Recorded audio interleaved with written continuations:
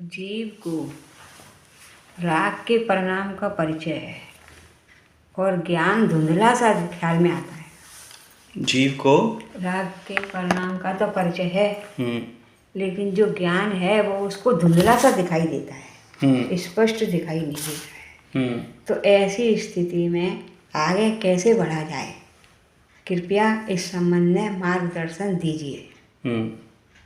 समाधान: राग का परिचय अनादि से है और ज्ञान का परिचय नहीं है, इसलिए ज्ञान स्वरूप आत्मा का परिचय विशेष करना। ज्ञान धुंधला सा ख्याल में आता है क्योंकि उसकी दृष्टि बाहर है। किसकी दृष्टि बाहर है? ज्ञान जीव की। जीव की दृष्टि बाहर है। जीव की तो आई, परंतु जो दिखाई देता है वह ज्ञान ही है। इसलिए ज्ञान को विभाव से पृथक जानकर अकेले ज्ञान को ग्रहण करने का प्रयत्न करना, उसका परिचय करना, उसका बारंबार अभ्यास करना, उसका विशेष परिचय करने से, उसके समीप जाकर पहचानने से वह प्रकट होता है। भले ही ज्ञान धुंधला दिखाई दे, परंतु वह है तो चैतन्य का लक्षण। इसलिए लक्षण से लक्ष्य को पहचान। उसकी दृष्टि पर की ओर जाती है। इससे ऐसी भ्रमणा हो गई है। उसकी मतलब मेरी दृष्टि यही कही जाएगी, है ना। भ्रमण, उसकी दृष्टि पर की ओर जाती है। इससे ऐसी भ्रमणा हो गई है कि मानो ज्ञेय से ज्ञान होता है। मतलब ये मानता है कि सामने जो ज्ञेय रखे हैं, जो पदार्थ हैं, वो चूंकि मेरे ज्ञान में झलक रहे हैं, हालांकि वो ज्ञान रूप झलक रहे हैं, लेकिन अज्ञानी को ये लगता है कि ये ज्ञेय ही है। और ये जो मेरा जो ज्ञान में इन्हें जान रहा हूँ, ये सामने रखे हुए ज्ञेयों की बदौलत जान रहा हूँ। वरना मुझे अगर ज्ञान वो नहीं होता। होते तो मेरे ज्ञान का विषय नहीं बनते, है ना। ज्ञेय से ज्ञान होता है, यानी मेरे को जो भी ज्ञान हुआ है वो उसका वो ज्ञेय की कारण हुआ है। ऐसे अपनी हयाती नहीं जानता है, अस्तित्व को स्वीकार नहीं करता है। ज्ञेयों से अपना अस्तित्व स्वीकार कर रहा है वो, जबकि ज्ञेय है तो मैं जान रहा हूँ। ज्ञेय है तो मैं जान रहा हूँ, ऐसा मान रहा है। ज्ञेय से ज्ञान होता है। उसको ऐसी भ्रमणा हो गई है, परपर दृष्टि है, इसलिए उसको ऐसी भ्रमणा हो गई है कि मानो ज्ञेय से ज्ञान होता हो।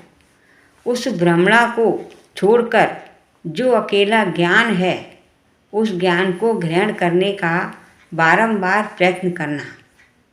ज्ञान भले ही धुंधला दिखे, परंतु वह ज्ञान ही है, ऐसा नक्की करना है। वो ज्ञान ही है। अब जो कुछ भी दिख रहा है, उसको ये मालूम होना चाहिए कि ये सब का सब ज्ञान ही है ना। अगर ज्ञेयों के माध्यम से अगर ज्ञान होता जानेगा, तो फिर तो जो है तू नींद में है, तेरे सामने कोई ज्ञेय नहीं है, लेकिन तेरे को सपने आ रहे हैं, तो वो कैसे सपने आ रहे हैं। या कोई ऐसी वस्तु, ऐसी कोई घटना जो बहुत सालों पहले घटी थी, तो अभी तो प्रेजेंट में है नहीं यहाँ पर, लेकिन फिर भी तेरे ख्याल में आती है। तो इस समय पढ़ रहा है या कोई भी कार्य कर रहा है, वो तेरे कहीं ना कहीं दूसरा जो ज्ञान है वो कहीं ना कहीं पड़ा हुआ है, फिर भी वो तेरे उसमें है ना कि मैं जान रहा हूँ। तो जो जान बना है वो ही तो आत्मा है। ज्ञान भले ही धुंधला दिखे, परंतु वह ज्ञान ही है।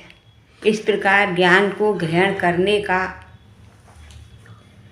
बारंबार प्रयत्न करना, उसका परिचय करना, उसका अभ्यास करना। राग का जो परिचय है उसे छोड़कर ज्ञान का परिचय करना, ज्ञाता का परिचय करना और बारंबार उसी का अभ्यास करना, वह उपाय है। उसे भिन्नता भाषित नहीं होती है ज्ञेयों में और ज्ञान में। अब है क्या कि वो ज्ञान जो अंदर झलक रहे हैं वो हैं ज्ञान आकार, लेकिन वो मान रहा है ज्ञेय आकार, क्योंकि वो ज्ञेय लुप्त है, ज्ञेय लुप्त है ना, ज्ञेय निष्ठ है वो। बाहर पे दृष्टि है, बाहर पे दृष्टि है, ज्ञान निष्ठ है नहीं। अब ज्ञान निष्ठ में भी वो ज्ञान को भी, मतलब अगर थोड़ा सा पढ़ लिख जाएगा तो वो ज्ञान को ज्ञान की पर्याय से देखेगा, लेकिन वो भी हेय है। और क्या, द्रव्य स्वभाव से दृष्टि नहीं करता। हमें स्वभाव प्राप्त करना है, वह नहीं होता, इसलिए उलझन होती है। समाधान, अंतर में गायक देव प्रकट ना हो तब तक आत्मार्थी को संतोष नहीं होता, है ना। अंतर में हाँ। गायक देव प्रकट ना हो, बिल्कुल सही बात है। मतलब बेसिकली क्या है कि ज्ञान में स्थिर नहीं हो तब तक उसे संतोष नहीं होना चाहिए। बराबर भेद विज्ञान चलता है इसका। तब तक आत्मार्थी को संतोष नहीं होता, परंतु शांति रखकर प्रयत्न करना, है ना, शांति रखकर प्रयत्न करना। गायक देव को ग्रहण करने के लिए उसका बारंबार अंतर से अभ्यास करना, अकुलाना नहीं, उतावलापन नहीं करना कि हाँ ये क्यों नहीं हो रहा है, क्यों नहीं हो रहा है। शांति रखकर एकत्व बुद्धि तोड़ने का प्रयत्न करना। प्रयत्न तो बारंबार स्वयं को ही करना है। अपनी भूल से स्वयं विभाव में दौड़ लगाता है और स्वयं पुरुषार्थ करे तो अपनी ओर आता है। इसलिए बारंबार गहराई में उतरकर स्वभाव को ग्रहण करने का प्रयत्न करना। बारंबार चैतन्य का अभ्यास करे तो सहज हो जाए और गायक प्रकट हुए बिना ना रहे। समझ पूर्वक बारंबार करने से फिर उसे सहज हो जाता है। शुरू में तो थोड़ा पुरुषार्थ करना पड़ेगा, लेकिन फिर बाद में वो सहज होने लगेंगी सब बातें। जैसे हमको अपना नाम बचपन में ही रटा दिया जाता है, तो वो अब हमको इतना रट गया कि हमें याद नहीं करना पड़ता है, बार बार ढूंढना नहीं पड़ता। शुरुआत की भूमिका दुष्कर है। स्वभाव की शीघ्र प्राप्ति हो उसका कोई उपाय है क्या? समाधान, प्राप्त करने का उपाय एक भेद ज्ञान ही है। चैतन्य गायक भिन्न और विभाव भिन्न, इस प्रकार स्वभाव विभाव दोनों को पृथक करना। यथार्थ रुचि, महिमा, लगन, तत्व विचार करके स्वयं स्वभाव को ग्रहण करने की परीक्षक शक्ति अंतर से ऐसी प्रकट करनी चाहिए कि यह स्वभाव है और ये विभाव है। बिल्कुल दो कार होना चाहिए उसमें। बिल्कुल भीतर लगन लगे तो कार्य हुए बिना नहीं रहता। देव शास्त्र गुरु देव क्या कहते हैं उनका आशय ग्रहण करने के लिए अंतर में स्वयं तैयारी करें। चैतन्य स्वभाव को ग्रहण करने की प्रबल तैयारी करे तो प्राप्ति हुए बिना नहीं रहे। उपाय तो यह एक ही है कि गायकत्व भिन्न और विवाह भिन्न, ऐसा भेद ज्ञान करना। मैं अखंड गायक हूँ ऐसी दृष्टि होने पर गुण भेद पर्याय भेद का ज्ञान उसमें समा जाता है। यथार्थ दृष्टि होने पर उसके साथ ज्ञान में सब समा जाता है। उसे पात्रता तैयार करने की रहती है। जिसे आत्मार्थ का प्रयोजन है, यानी उसको आत्मा ही चाहिए और कुछ नहीं चाहिए, उसे लौकिक प्रयोजन सब गौण हो जाते हैं, छूट जाते हैं और एक आत्मा का ही प्रयोजन हो जाता है। यह जीव सब कुछ सुनने पर भी आगे क्यों नहीं बढ़ता? समाधान, गुरुदेव श्री को गहराई से क्या कहना है, वे क्या कह रहे हैं, उस आशय को ग्रहण करके फिर प्रयत्न नहीं किया। प्रथम तो आशय ग्रहण नहीं किया, इसलिए आशय ग्रहण करके अपना पुरुषार्थ उभरना चाहिए, वह नहीं होता।